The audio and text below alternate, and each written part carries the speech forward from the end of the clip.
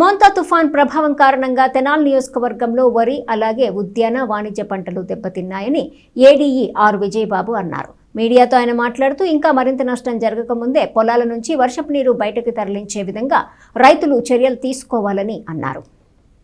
మోంతా తుఫాను వల్ల తెనాలి, కొల్లిపర మండలాల్లో సుమారు 4570 హెక్టార్లలో వరి పంటకు నష్టం జరిగినట్లు పాక్షికంగా నిర్ధారించినట్లు ఆర్ విజయబాబు తెలియజేశారు. తెనాలి మండలంలోని 14 రెవెన్యూ గ్రామాల్లో 2750 హెక్టార్లలో వరి పంట పాక్షికంగా దెబ్బతిందని చెప్పారు. అలాగే మినిమం 50 హెక్టార్లలోనూ అరటి, 2 హెక్టార్లలోనూ కూరగాయలు 5 హెక్టార్లలో దెబ్బతిన్నట్లు ఆయన చెప్పారు.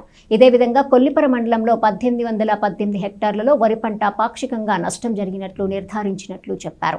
అలాగే మినుము 50 హెక్టార్లలోనూ, అరటి 309 హెక్టార్లలోనూ, పసుపు 285 హెక్టార్లలోనూ, కంద 17 హెక్టార్లలోనూ, కూరగాయలు 10 హెక్టార్లలోనూ నష్టపోయినట్లు చెప్పారు. వరి పంట ఇప్పుడున్న పరిస్థితుల్లో బిర్రుపొట్ట దశ, పాలు గింజ గట్టిపడే దశలో ఉందని, వర్షం ఆగిపోతే ఈ పంటలకు కొంతవరకే నష్టం వాటిల్లుతుందని, అలా కాకుండా మరో 2 రోజులు వర్షం కురిస్తే పంట నష్టపోయే పరిస్థితి ఉందని ఆయన తెలియజేశారు. మొత్తం మీద 20 నుంచి 25% మేర వ్యవసాయ పంటలు దెబ్బతిన్నాయని చెప్పారు. ఈ నేపథ్యంలో రైతులు పొలాల్లో ఉన్న వర్షపు నీటిని బయటకు తరలించే చర్యలు తీసుకోవాలని, లేకుంటే పాము పొడ, తెగుళ్లు వచ్చే అవకాశాలు ఉందని చెప్పారు. పంట ఎదగటం కోసం యూరియా, పొటాషియం వేయాలని ఏడీఏ ఆర్ విజయబాబు సూచించారు. ఆయనతో పాటు ఏవో ఏ సుధీర్ బాబు ఉన్నారు. ఈరోజు మన తెనాలి మండలంలోని 14 రెవెన్యూ విలేజెస్లో కొన్ని వాటిని ర్యాండమ్గా పరిశీలించడం జరిగిందండి. ముఖ్యంగా ఏంటంటే ఈ మెంతా సైక్లోన్ ఎఫెక్ట్కి దాదాపుగా మనకి ఈ యొక్క 14 రెవెన్యూ గ్రామాల్లో 2752 హెక్టార్లు అంటే 2752 హెక్టార్లు వరి పాక్షికంగా దెబ్బతిన్నట్టు ఒక అంచనా వేయటం జరుగుతూ ఉంది. అట్లాగే మినుము వచ్చేసరికి 81 హెక్టార్లు పరిధిలో పాక్షికంగా దెబ్బతిన్నట్టు గుర్తించాము. అట్లాగే మన కొల్లిపరకు సంబంధించి 1818 హెక్టార్లో వరి పాక్షికంగా డ్యామేజ్ అయినట్టుగా రిపోర్ట్ చేయడం జరిగింది. అలాగే బ్లాక్ గ్రామ్ వచ్చేసరికి 50 హెక్టార్లు కొల్లిపరలో ప్రాథమికంగా నష్టం వాటిల్లినట్టు అంచనా వేయడం జరిగింది.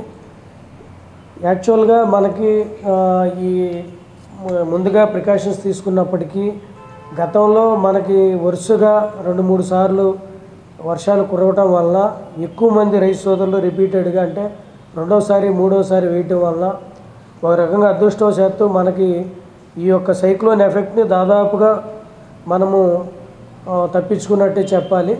ఎందుకంటే లేదంటే చాలా సివియర్ లాస్ వచ్చే పరిస్థితి ఉండేది.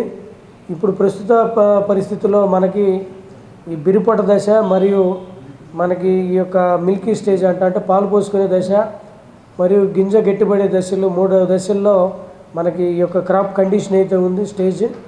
ముఖ్యంగా ఎక్కువ పర్సెంటేజ్ అంతా కూడా మనకి ఈ యొక్క పాలు పోసుకునే దశలో ఉంది. ఇవి కొంత లాడ్జింగ్ అయి ఉన్నాయి. ఈరోజు రేపు కూడా వర్షం కంటిన్యూ అయితే మనకి లాస్ పెరిగే అవకాశం ఉంటుంది. ప్రస్తుతానికైతే మనకి 20-25% ఆఫ్ ది క్రాప్ లాడ్జింగ్ అంటే డ్యామేజ్గా అవకాశం ఉన్నట్టుగా మనం ప్రాథమికంగా ఒక అంచనాకు రావడం జరిగింది.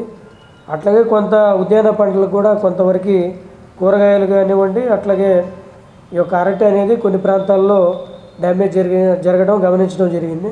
వీటి ప్రత్యామ్నాయంగా ఇప్పుడు రైతు సోదరులు తీసుకోవాల్సిన జాగ్రత్త చర్యలు ఏంటంటే మనకి ఇప్పుడు వర్షం డ్రైన్ అవుట్ చేసుకొని వర్షపు నీరు నిల్వ ఉంటే వాటిని బయటికి పంపించుకునే మార్గం చూసుకోవడం.